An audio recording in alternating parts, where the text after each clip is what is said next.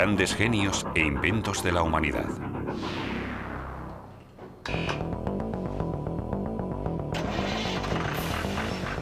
La fuerza de la atracción, un fenómeno que el hombre ha conseguido aprovechar de muchas maneras. El magnetismo es invisible, pero omnipresente.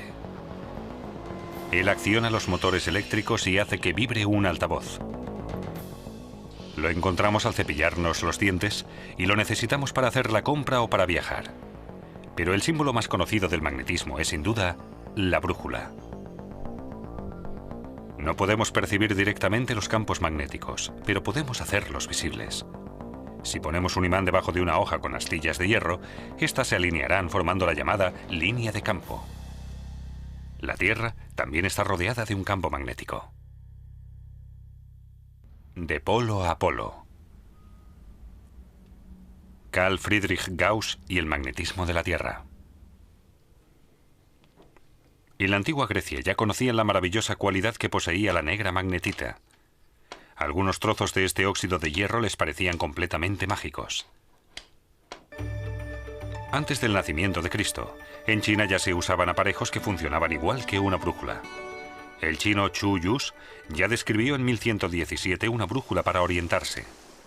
Constaba de un trocito de caña que contenía una aguja magnética que flotaba en una palangana de agua. El aparejo iba destinado al uso de los marineros, pero si había fuerte oleaje, podía fallar. En 1250, los marineros del mar Mediterráneo perfeccionaron una aguja que giraba sola en un punto medio. Se había inventado la brújula tal y como la conocemos. El por qué señalaba la dirección norte-sur fue durante mucho tiempo un misterio.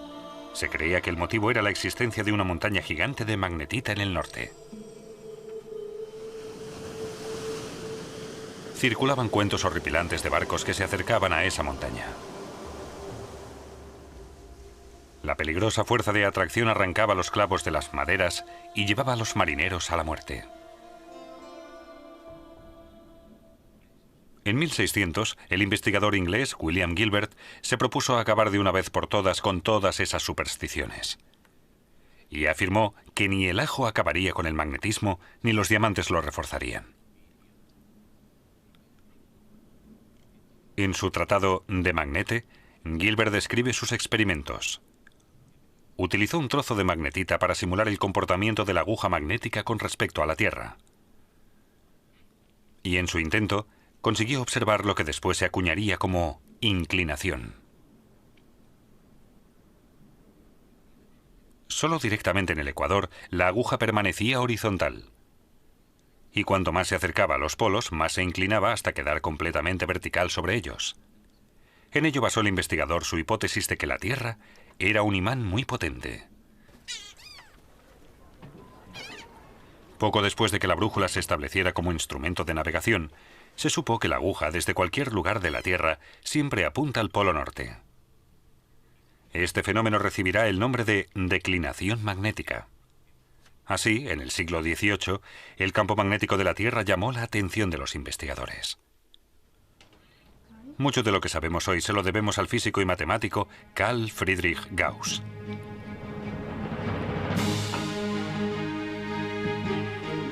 Él estableció las bases del estudio sistemático del campo magnético de la Tierra. Gauss nació el 30 de abril de 1777 en Braunschweig. Fue el hijo único de una familia pobre. Más tarde diría que aprendió cálculo sin utilizar papel. En el colegio pronto llamó la atención por su don para las matemáticas. Gauss fue presentado al duque de Braunschweig, quien le concedió una beca. De esa forma, pudo estudiar secundaria y después ir a la universidad.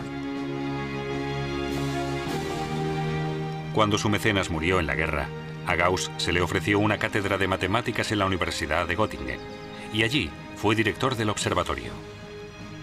Pero el destino lo puso a prueba. El mismo año murieron su padre, su esposa y el menor de sus 3 hijos.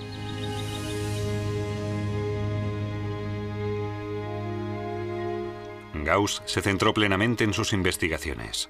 Su interés por las matemáticas se traslada ahora a la astronomía. Ya en su juventud, dejó estupefactos a los expertos al trazar la órbita exacta del asteroide Ceres. El asteroide estaba oculto detrás del Sol y reapareció justo en el momento y en la posición exacta que Gauss había afirmado anteriormente.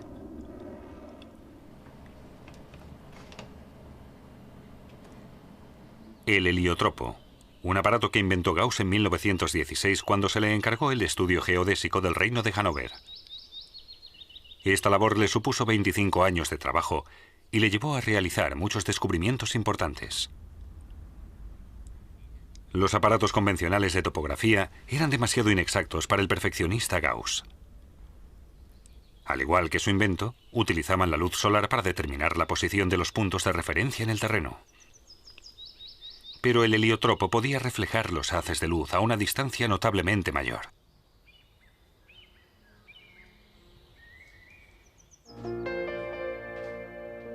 Carl Friedrich Gauss fue un genio universal.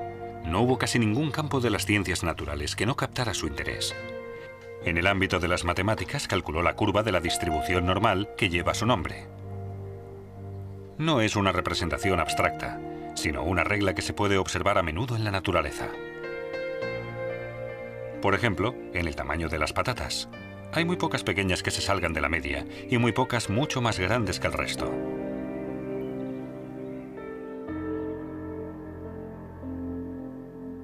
En sus investigaciones, Gauss siempre mostró cierta tendencia a calcular la media. Registró muy pocas obras que no citaran el promedio. Dibujó un diagrama de estadística que dio como resultado una curva en forma de campana. Pero volvamos a su verdadera pasión, el magnetismo de la Tierra. Adelante. Sí, hola, traigo un mensaje. Ajá. De un famoso científico que nos hace... En 1832, el naturista Alexander von Humboldt le pidió a Gauss su colaboración. Quería construir una red a nivel mundial para la observación del magnetismo de la Tierra. Gauss y su colega Wilhelm Weber se entusiasmaron con la iniciativa. Deciden construir observatorios entre otros sitios en Escandinavia, Siberia e incluso Tasmania. Y para medir los cambios en el campo magnético, Gauss construyó el magnetómetro, en cuyo interior había un péndulo y una brújula común. La construcción fue fácil, pero los requisitos de precisión eran muy elevados. Para leer la escala, tuvo que utilizar un anteojo. Una simple respiración podía hacer que la medición fuera incorrecta. Gauss y Weber querían evitar estos fallos a toda costa. Construyeron su observatorio de Göttingen sin ningún metal.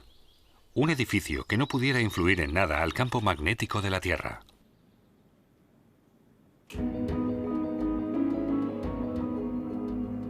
Allí investigaron los dos, a veces hasta el agotamiento, valorando mediciones de 24 y 36 horas en 5 minutos.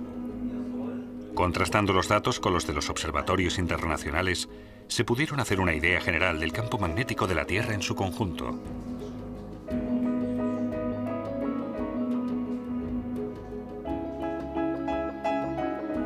Casi paralelamente a esto, Gauss y Weber construyeron juntos el primer telégrafo operativo. Por sus estudios sobre el magnetismo, aprendieron que mediante bobinas de alambre y un imán permanente, podían poner corriente en movimiento. Su emisión creó un campo magnético artificial mediante electricidad, a través del cual se puso en movimiento un transmisor de señales. Llevaron un alambre por encima de los tejados de Göttingen, desde la Facultad de Física de Weber hasta el observatorio de Gauss. Y desde allí, lograron recibir el impulso del transmisor de señales sin perturbaciones.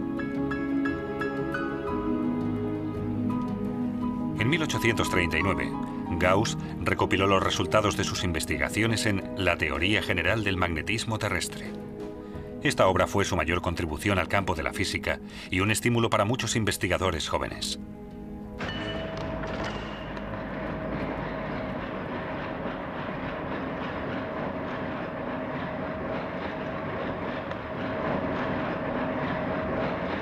El director del observatorio de la Universidad de Múnich, Johann von Lamont, se interesó 10 años después por las fluctuaciones del campo magnético terrestre. Él las relacionaba directamente con la actividad de las manchas solares. Hoy se sabe que las enormes erupciones de la superficie solar generan partículas altamente energéticas. Si los vientos solares chocan con la atmósfera, se cargan de electricidad y causan fluctuaciones en el campo magnético terrestre. Lamont acertó de lleno con su teoría. Sin campo magnético, la Tierra sería un planeta muerto. El campo protege la vida de los vientos solares altamente energéticos. Sin este escudo, la evolución habría sido muy diferente.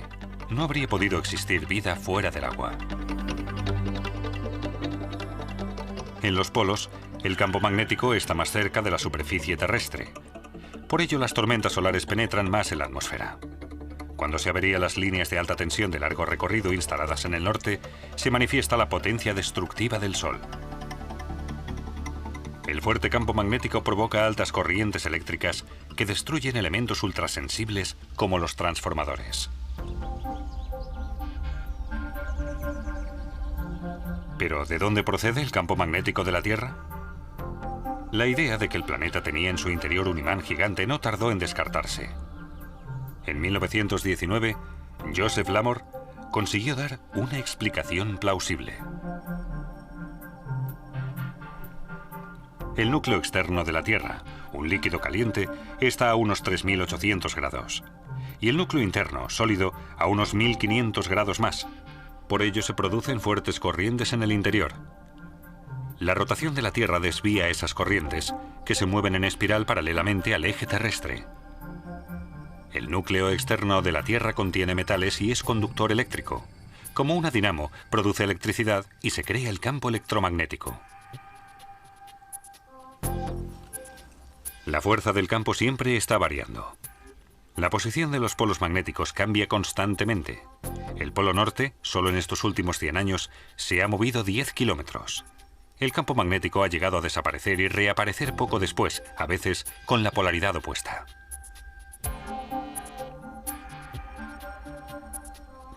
La historia del campo magnético de la Tierra está escrita en las piedras volcánicas. Los geólogos lo consideran como leer las líneas del pasado.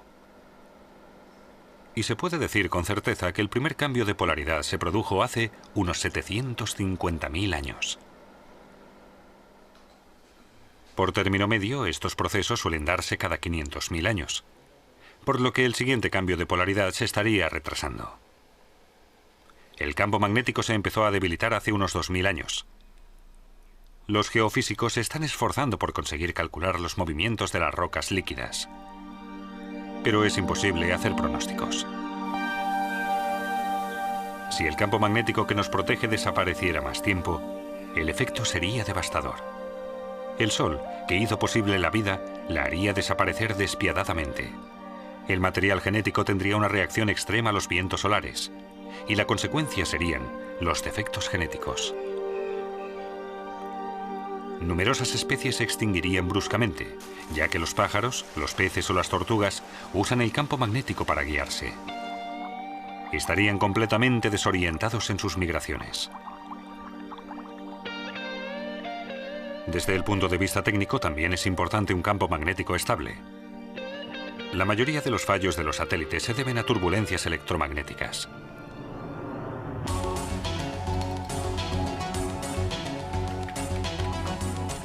Una avería en el sistema de comunicaciones paralizaría la vida científica y social.